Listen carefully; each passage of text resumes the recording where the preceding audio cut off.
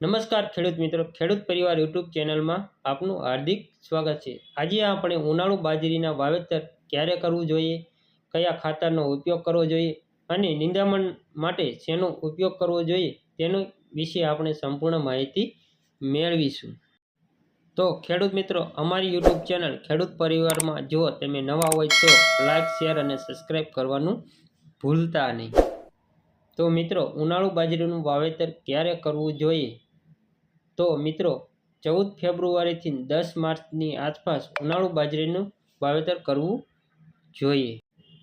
ઉનાળુ બાજરી માટે કેવા પ્રકારની જમીનનો ઉપયોગ કરવો જોઈએ? તો મિત્રો, મધ્યમ કાળી, રેતાળ અને ગોરાળુ અને સારી નિતાર શક્તિ ધરાવતી જમીનનો ઉપયોગ ઉનાળુ બાજરી માટે અનુકૂળ રહે છે।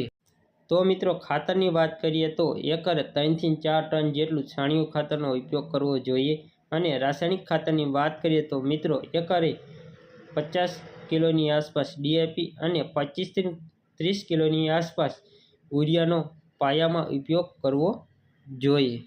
તો મિત્રો, નિંદામણ નાશક માટે વાત કરીએ તો પેન્ડીમિથાઇલ 30% 80 પ્રતિ પંપે 40 થી 50નું માપ રાખી બાજરી ઉગ્યાના પહેલાં તેનો છંટકાવ કરવો જોઈએ। તો મિત્રો, વાત કરીએ તો બાજરી ઉગી ગયાના 25 દિવસ પછી જો નિંદામણ હોય તો એટ્રાઝીન 50% WP દવાનો પ્રતિ પંપે 50 થી 60 ગ્રામ પ્રતિ પંપે છંટકાવ કરવાથી મોટાભાગનું નિંદામણ દૂર થાય છે। તો મિત્રો, બિયારણની વાત કરીએ તો 30 વર્ષ જૂની કંપની બજરંગ ક્રોપ સાયન્સ કંપનીનું બજરંગ 484 અને બજરંગ 222નું વાવેતર કરવું જોઈએ।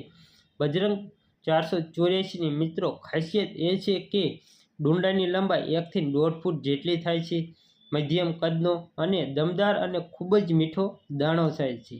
છોડની ઊંચાઈ 5 થી 6.5 ફૂટ જેટલી થાય છે અને તરછોડો અને કુતુલ રોગ સામે સહનશીલ છે અને વીઘે મિત્રો ઉત્પાદનની વાત કરીએ તો 35 થી 40 મણ જેટલો ઉતારો લે છે અને 95 થી 110 દિવસમાં પાકતી જાત છે।